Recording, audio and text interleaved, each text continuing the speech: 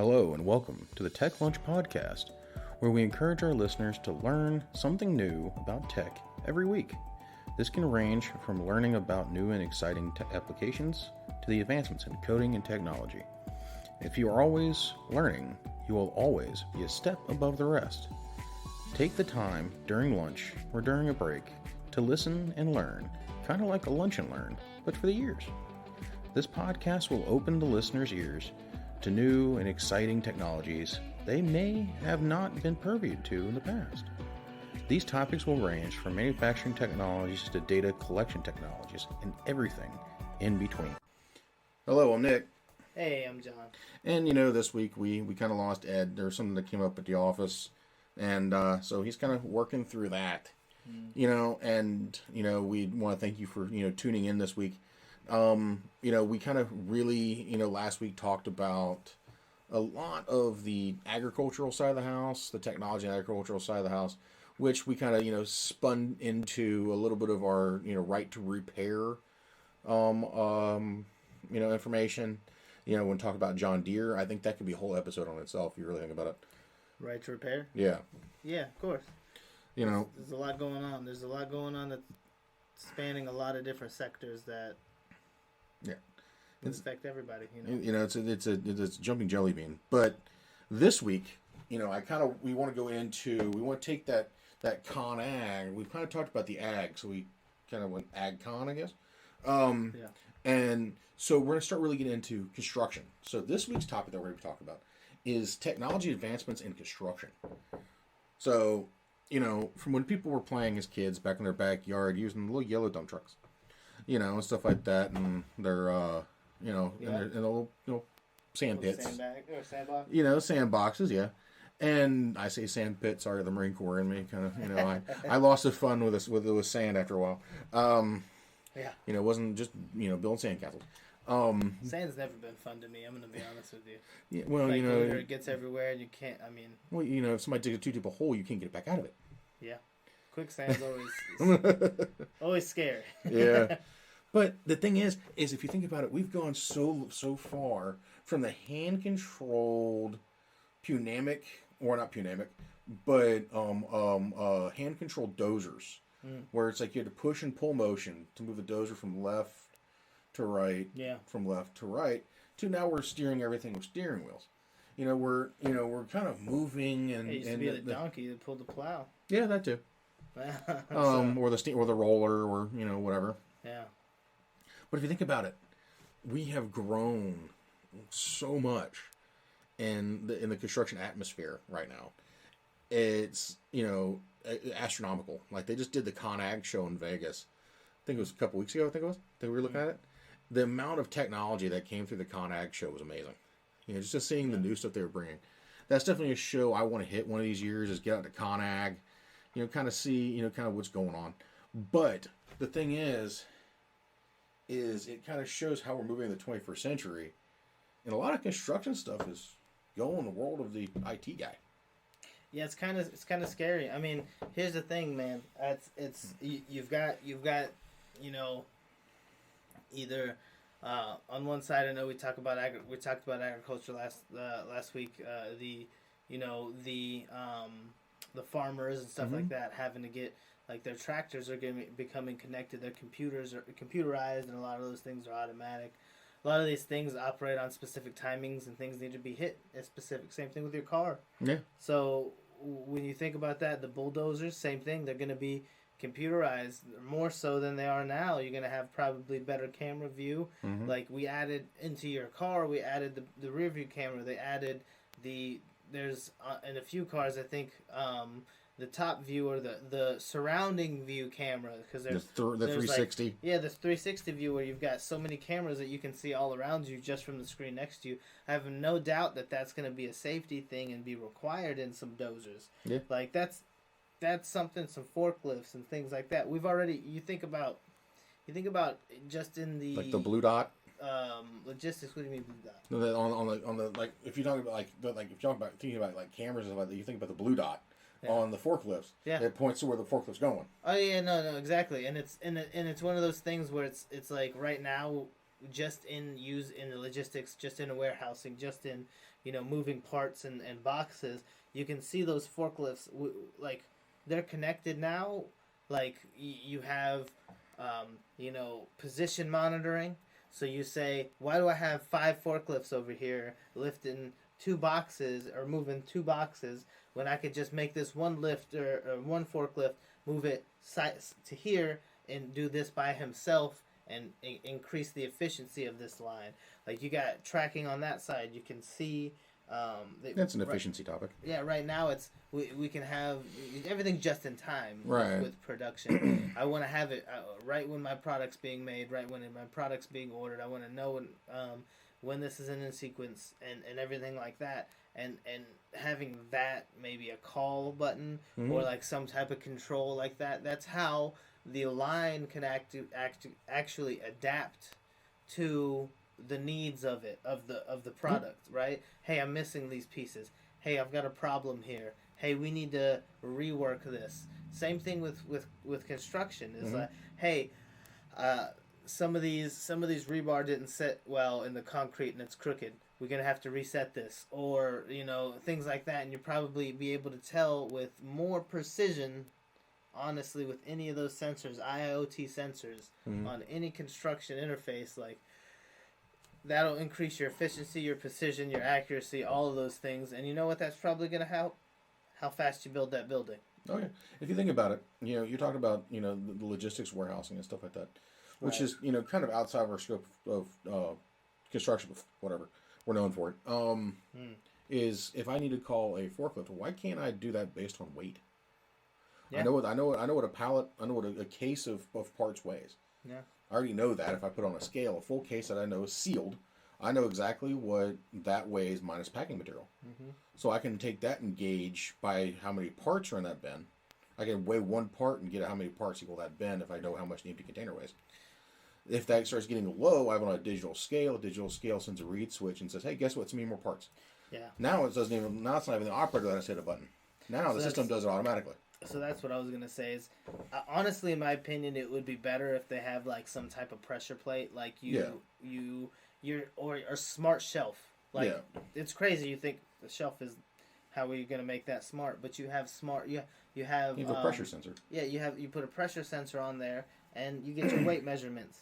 And your weight measurements, if you can leverage more sensors, if there's some way like an RFID tag to get all this data written into a database or saved into a database format, then why couldn't you control your like hey, it takes me like 45 minutes to use this box of parts. Okay, every 40 minutes I'm gonna have them send around a new box of them and clean it, right? Yeah. So like that also will tell you, okay, well, if I'm working on a certain number of hours per week, this is how many I should go through. And that is how you can itemize your cost as well. You can cut so much that way. And if you see anything go missing, you'll definitely see it. You'll know it by weight. Yeah. And, the thing is but and also when we start thinking about, construction side of the house, the big forklifts that are out there, right? The big ones that move containers, that move, other heavy equipment and stuff like that. Like the ones you see that have the grapple hooks on them that pick up these containers, like a military applications. Yeah. They all have scales on board. So they know how much that container weighs. So when they pick it up, they know how much that container weighs. When you set it down on top of a truck, the truck knows how much it weighs. Do they have to record that? Sometimes. Okay. I was going to say, they probably save that somewhere. Usually when you're going, into a boat, most trucks, there's trailers have a weight scale. And it kind of tells them how much they weigh, roughly on the newer ones. The older ones, like the older Peterbilt, not so much. The newer trucks, yep. So you kind of know, based on technology-wise. So, but the thing is if you pick it up with that crane, they can tell you that, or that forklift, they can tell you, okay, this is how much this thing weighs. Yeah. And set it back down. You have the entire, scale amount plus internals, stuff like that. So they have that availability that they give it to somebody. But you start, and then, with that, you start, if you look at it, if you're going, on a construction site from outward in, you start with land clearing. You start getting the land clearing, and you start getting into the fact that now we have to use drone overflights to fly over this property line to see exactly what we're dealing with. Do I have, to do a agricultural inspection to make sure that this is kind of what I got in front of me. Right. And I'm assuming they're using some type of LiDAR. Yep. They're using some type of you were saying even that the ground-based sonar is something that is being utilized as well. But in my eyes, like, it's the same reason why I saw LiDAR as so groundbreaking with automated cars or with bamboo printer. Like LiDAR is incredible with its ability to kind of map out your terrain. And to be honest with you, having a drone do that, they used to have a surveyor come out. Yep. It takes weeks, months on end. You're like, hey, I want to build here. All right, well, it's going to take me about a year to confirm that you can build here or that it will support the building that you want to put there. Mm-hmm. So I got to come with a plan for a building to know the weight of my building and know everything, how it's going to deal with the land. If I can have a terrain map, I can kind of judge some of those things a little bit better, a little bit quicker. And honestly, it's not too difficult from that sense to see what the type of, possibly the type of makeup of the soil, right, and see what they need to do. Think about it. Most plots are 4 corners. Right, and you could probably use Hopefully. that data to you could probably use that data some type of way leverage if you do it for so many plots of land, you can leverage. Hey, I see that you have your building. You want to build it like this. This is your proposed plan. However, you have a greater chance for a sinkhole at this location. Mm-hmm. I would suggest putting the parking lot here and keeping the building over here. Right. Something like that. That's going to save resources, and also that's going to protect a natural disaster. It's the same reason what people were thinking about, earthquake proofing a building and having like the center beam loosely attached but still attached, so that your building can shake a little bit without violently collapsing. It's like if you think about it, with a 4-point, you can actually map all 4 points of that in GPS. Yep. You can fly it from point to point to point to point to point to point down the road. It knows it's a straight line, so because it can do that in its head. Yeah. So the thing is you start doing these overflights, and you start you see also, like, especially if you're like doing timbering, so you can actually kind of see what type of trees you have out in front of you. Mm-hmm. So you kind of know, okay, cool, am I getting my best yield going this way or that way? And then from there you start getting into your land clearing stuff. Which the land clearings would be a little bit more of a hassle, because now you're actually rolling in and, clearing the land out, cutting down the trees, removing them. So you're going to have to sell the lumber. Yep, sell the lumber. You're going to use it or do something with it. Or use it to build a house, or the location, depending on if you're doing like a log cabin type of build. But the thing is the machinery that goes in there, these machines go in and they grapple these trees, they cut it with a saw, and then they shave it and cut it, shave it and cut it, shave it and cut it and drop it. They stack it all up, and then set it on top, and kind of go from there. But with that, you're still GPS controlled. Most of these newer tractors, and the thing is I'll say this, I got a friend of mine that his construction company only runs Case equipment. And just the brand Case? The brand is called Case. Okay. But so everything I've seen with them is great. And the thing is I noticed that more and more companies are doing the same exact things. Mm. So, they're doing the fact that I can track my equipment real time. Yeah, it just makes sense to me. Like you track your equipment in real time. You make sure you could even see the pathway. Like this is why we saw AGVs become so prevalent, because how nice is it to say, hey, I need this, and not need a person to go over to the parts and grab everything, or how easy would it be for, like, I know AGVs don't really work for outside, but how easy if you have a worker in each of the dozers to say, hey, I need this whole field, hey, I need this tree cleared, hey, I need this area cleared, what percentage are you at? how many trees you have left. You can see where everyone's working. Yeah. And honestly, you probably keep that drone up there. You could watch it happening. Yeah, and loiter. Yeah, and do a little bit of a time lapse. Yeah.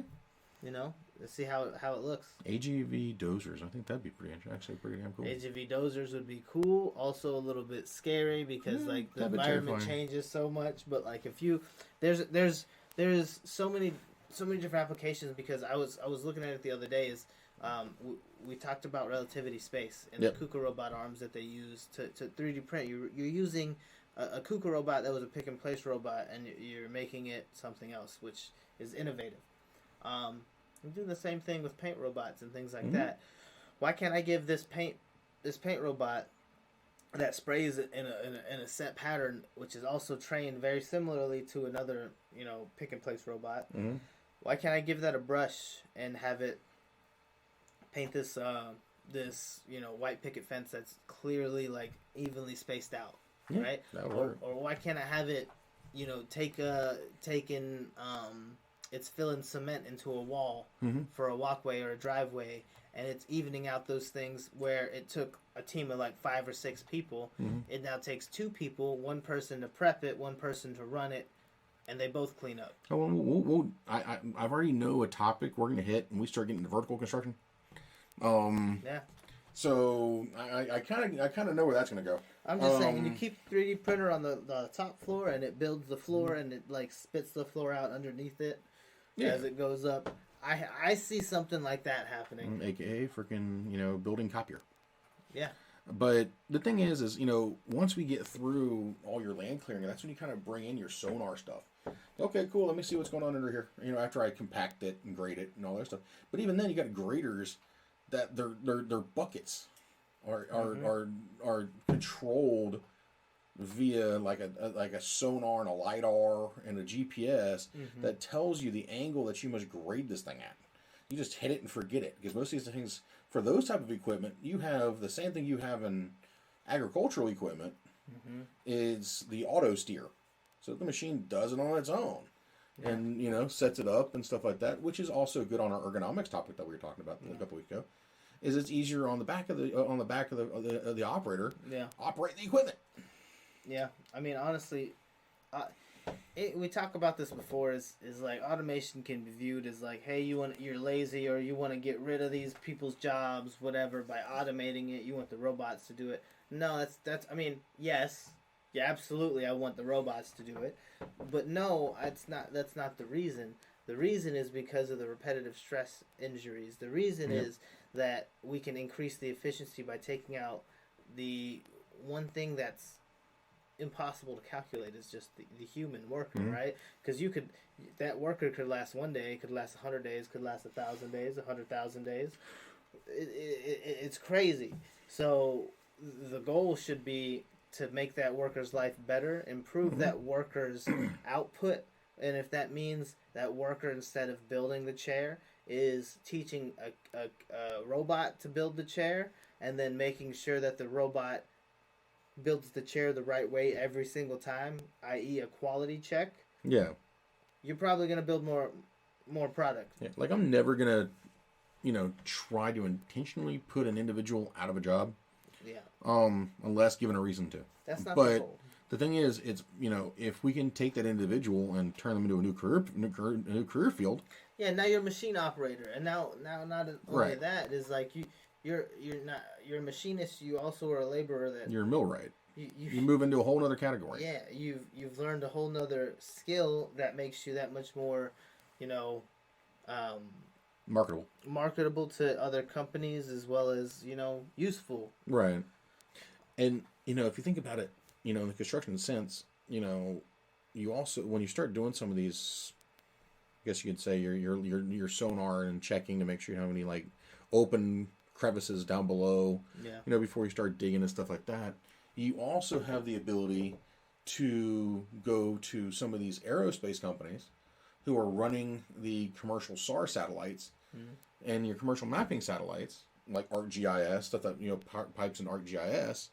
And you can actually use a satellite in construction to map out the plot just from the air, from a satellite dish or from a satellite, that will tell you kind of what your topography looks like.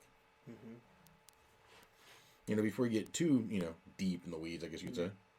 Well, and I also want to add another piece to kind of the discussion, because we've talked about it before, and actually you've experienced it before.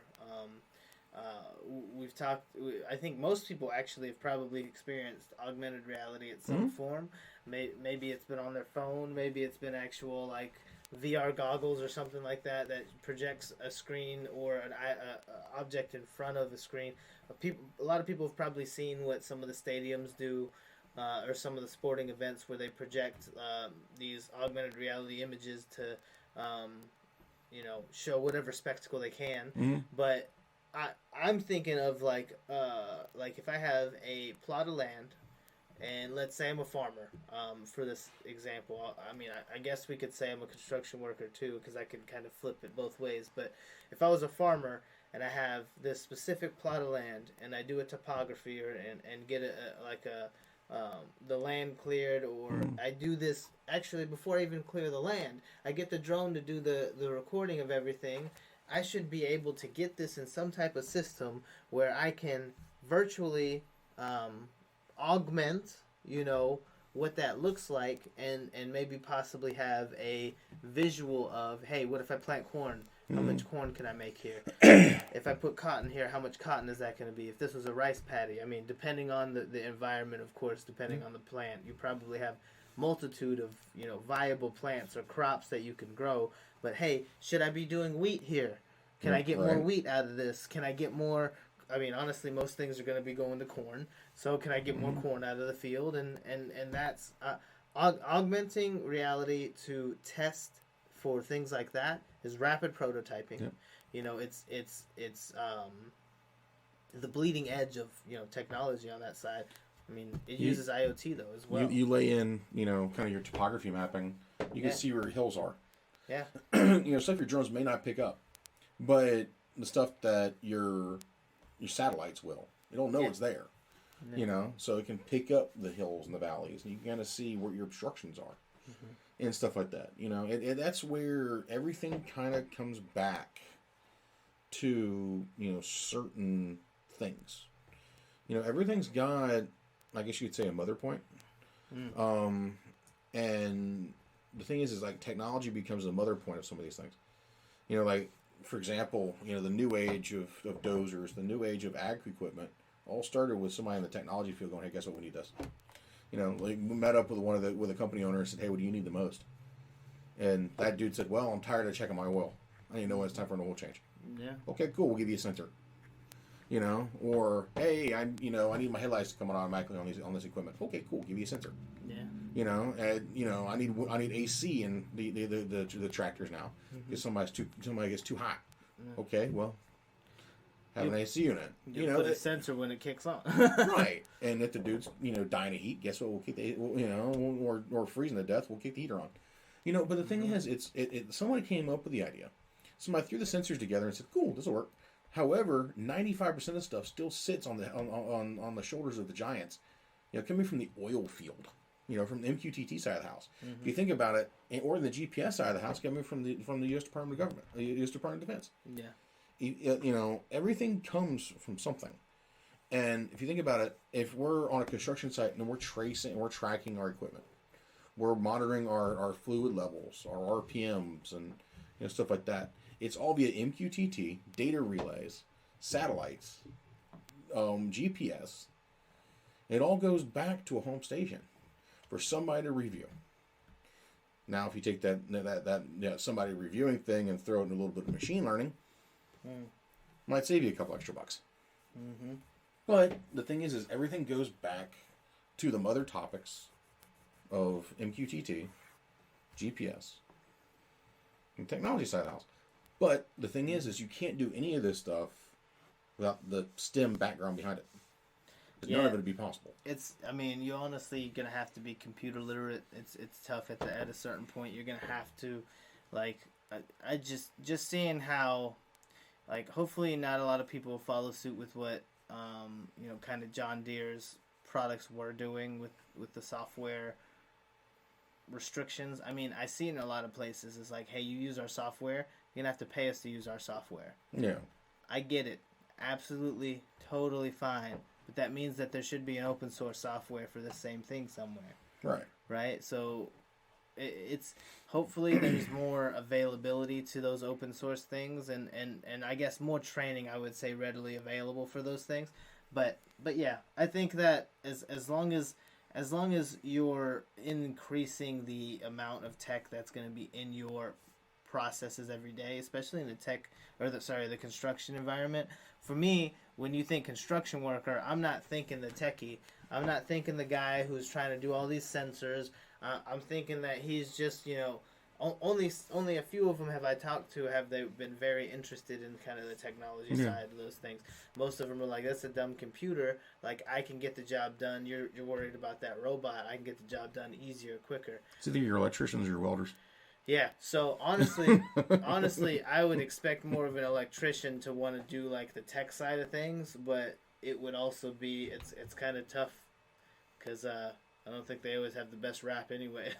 no, that definitely don't.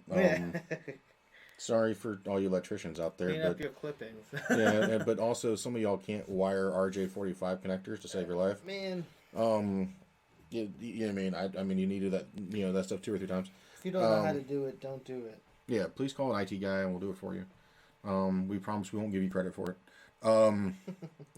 But, the thing is I've seen a lot of welders out there who really get into tech, little by little by little. Why? Because they're partially blind and, at that point they're getting towards another career anyways.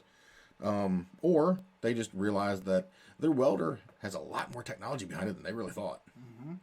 That's mostly what it is. I think pulse with modulation, welders now, stuff like that, sustained current, all of that. There's a lot of, and most of these things have little computers on board that you dial in the thickness of the plate steel you're working with, and it automatically gives you the variable curve that you need to be welding on, the temperature, the line speeds, and what gas, the gas pressure you need to coming out of your argon tanks. Mm-hmm.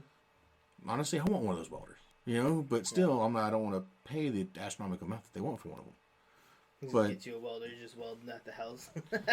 Hey, we used one to build a grill together, so something's got to work. Okay, but yeah, I mean that's something that like I know gets away from construction a little bit, but mechanics back in the day, these combustion engines they operated off of like pulleys, and like when you press this button you open this valve, and because of that, like the crankshaft in and of itself is an invention of without any tech, like it's timing out your pistons so that you don't have to worry about specifically firing those things off. So like honestly, in a lot of cases your computers are much better at it than trying to machine a part and keep that part exactly machined the same way for decades. Right? You start getting like VVT, variable valve timing, and stuff like that. And because if your computer can adjust to those things that it's measuring by the way it should be measuring constantly. I mean, it's almost probably the same thing in some of the engines in bulldozers and things like that. Yeah. Log trimmers or log removers or anything like that, tree removers. I mean, so if they're not using it, they're going to be quickly replaced. Yeah. Because I don't see why you don't. And the thing is I guess we'll hit our one of our favorite topics of the construction side of the house, something where I guess you can say the nerds get to play. Mm-hmm. It's vertical construction. Mm-hmm. Vertical construction, putting walls on a building, and going vertical with it. This is why we're talking about our welders, our lovely electricians. Framers, framers, to do some interior framing, not some exterior framing. Sorry. But, that type of stuff. Even your framers got a little bit of new technology on them that tell you where to cut the boards. Because if you look at my house, none of the walls are cut correctly. They could use that. You probably get a little machine to cut it. You just put all the same size things and it cuts all your pieces out. You ever got your puzzle and everything fits perfectly? Yeah, the only problem is my house was put together by Larry Curly and Mo, and one of them was blind. That actually reminded me. These cuts and these builds that are non-mechanical. There's no metal pieces or anything like that. They're just like Pokeyoki. They just fit in place. There's a couple buildings that I've seen that are built solely with, like, this building was built with no screws, no nails. Everything's just with gravity and force. So it's using gravity to hold it in place, and it's using the frictional forces from the cutouts on the. It's like built in hexagonal, like, panels, and they all have extra little kind of. They kind of have like little like claws. Yeah, there's like like cleats? three. It's like three, and it's cut in such a way that it's pulling, and the pieces that it's touching is pulling as well. So they resist each other enough, and it just sits in place. It's crazy. Do not want to go in one of those places, because knowing my luck would be the day the thing decides they're going to have an earthquake. To be fair, those pieces, though, they were like 300, 400 pound pieces, and these people could not pick the pieces up. So they had to get a crane to set these all in place. It was something that was like, it almost started out as like an art project, but it became a viable building, and then it's like a musical hall because of the acoustics of it. Yeah, I can understand that. Yeah. No joints and stuff like that would definitely make good acoustics. Yeah. But I think what we will kind of want to get to. Oh yeah. Is the 3D printing of a building. It's already happening. Yeah. Oh yeah, definitely has. And the thing is I love the idea. NASA's got to onboard it recently with the Mars habitat module that they just built recently. It just makes too much sense for training. And you're trying to use borosilicate concrete, which is like, Mars-based silicate, or what they think is Mars-based silicate, I should say. So, God forbid you have an air leak. And they give you more than a PS3. God forbid you have an air leak in space, period. Yeah. Yeah, something about going in a small hole is never a good idea. Oh, you'll go through. You just... Yeah, you're not gonna... Taking a wall with you. Yeah, you're gonna stop, like, feeling it halfway through. Yeah. But it's like, if you think about it, 3D printing houses. Yeah. We've got the tiny homes that are printing. We're not printing large communities. I think it's Lennar that's partnered with some of these communities. Yeah, they're 3D print houses. That's one of the things too, because I was doing research on these machines, and $50,000 to $100,000 you can buy a machine. Yeah. Now this is not counting the resources it takes, the concrete it takes, all that stuff, the wiring. They still have to put wiring.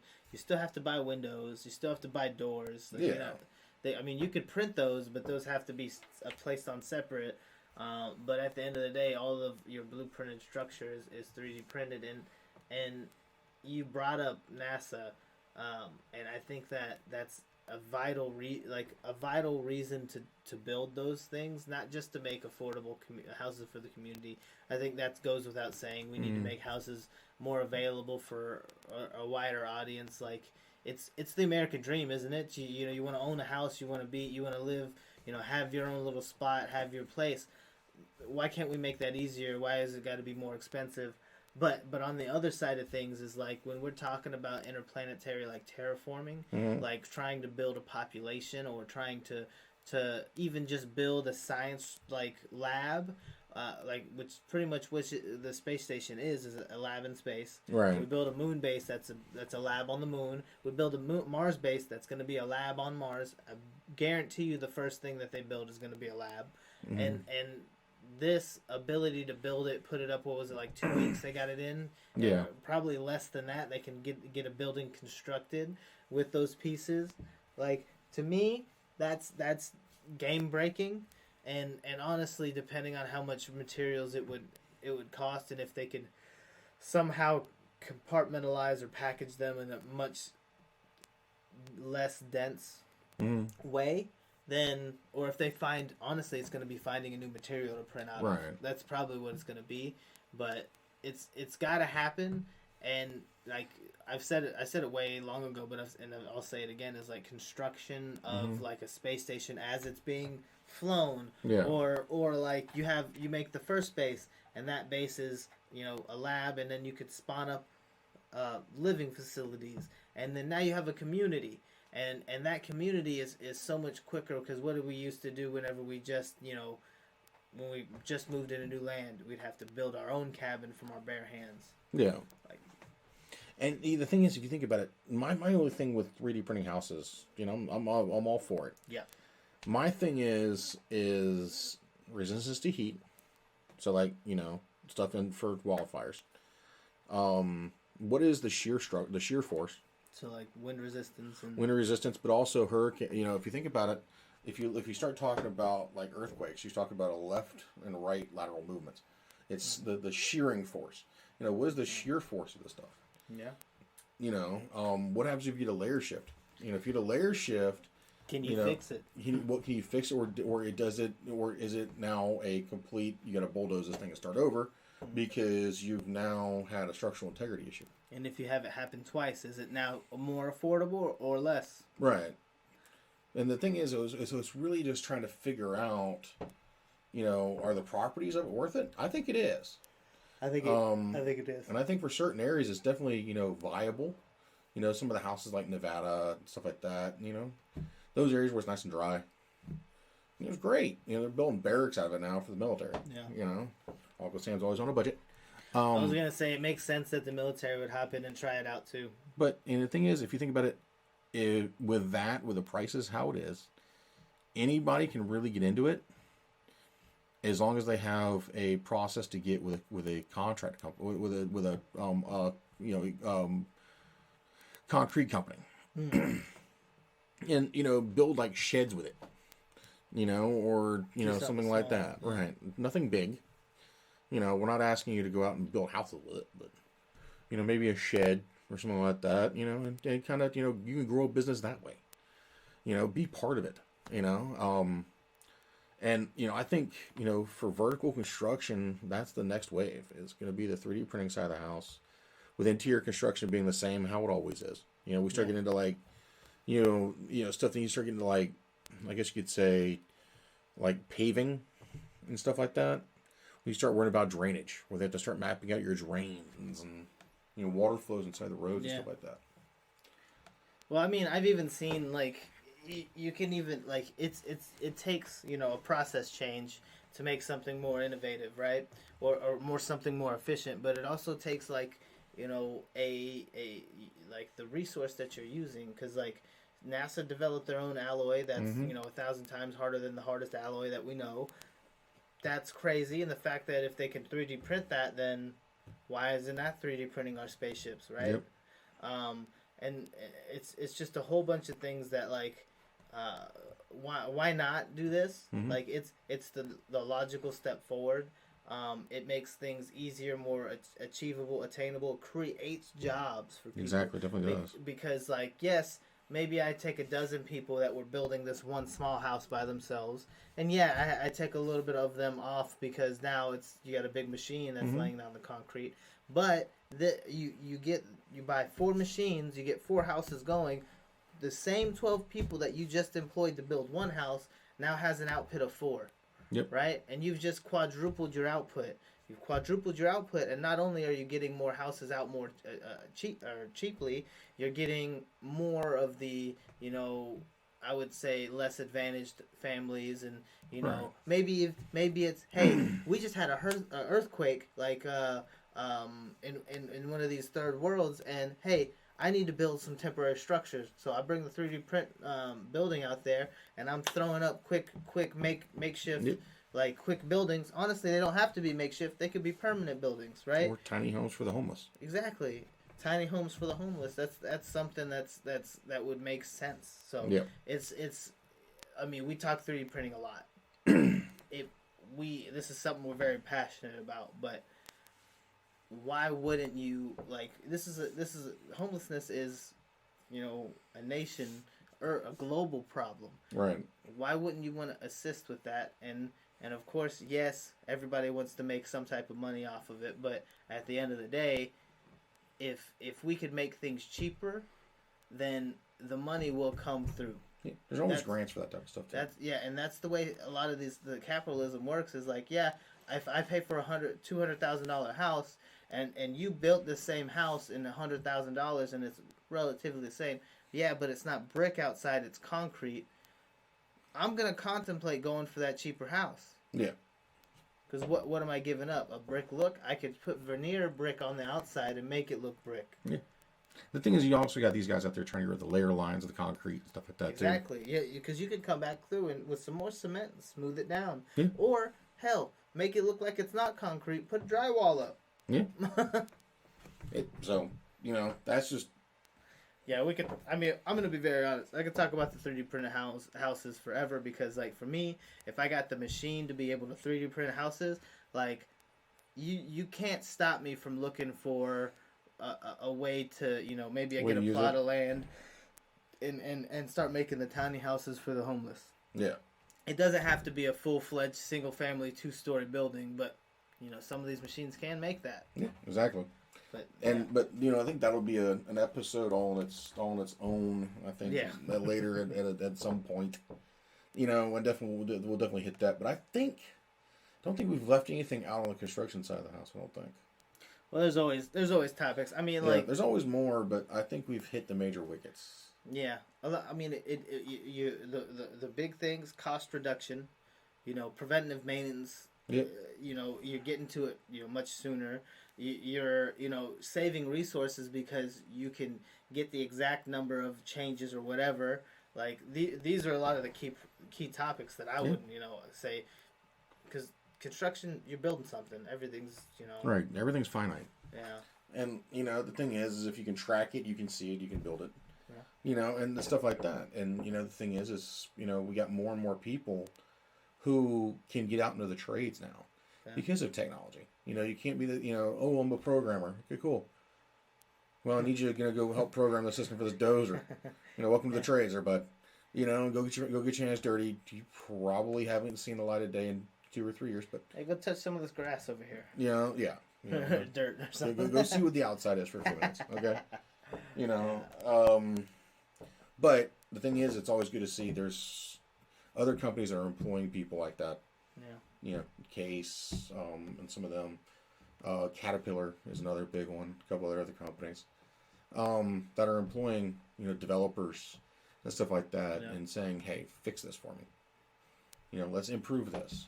And it's those developers who are getting out there in the field and watching this take place, knowing what they have to do. You know, and better understand that stuff, getting part of the R&D process. You know, I think from there we are changing a 100, 200-year-old process. You're changing the way they think. You're changing the way the railroads were built. You're changing the way, you know, because, like, why isn't all this information ran to a system? And like, it goes back, are we just, like, even if you're talking construction, you're talking road construction, infrastructure. Right. Are we just throwing out roads just because we're like, I want a road here? Is it a road that everyone voted for, or is it a road that you have calculations on that the traffic level is? By the way, I did it. I took some linear math in college, and there are graded stops and graded all those intersections have a grade based on how much traffic can go through. If you're getting an F consistently, you're going to need to change or open that road up a little bit, or people are going to stop going that way. Yeah, I've seen a few of those. Yeah, so. But, you know, the thing is, you know, that right there is, you know how technology gets evolved in construction in a nutshell. There's always more. There's always less. The thing is, it's, you know, if you agree with it or not. And the thing is we just hope everybody gets involved in it. Mm-hmm. Or at least gets involved in the discussions of, you know, how do we get STEM involved in this type of stuff?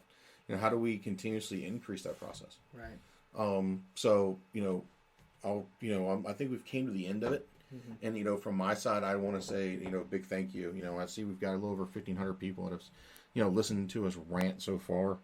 You know, and I want to say thank you to every single one of you. We've got some new areas that's listened to us. And, you know, we hope that the goal of, you know, spreading STEM and stuff like that, you know, out in the community is working. You know, leave a comment, you know, on, you know, the YouTube channel and stuff like that. Let us know if there's anything else you want to hear. Send us an email. Let us know, hey, you know, you guys were wrong about this. Okay, cool. We want to have a conversation like that. You know, or if you think that, hey, guess what? I'm a specialist at this. You know, can I jump in? Send us an email and we'll talk to you. We'll see if we can bring you in and we'll, you know, have a conversation about something.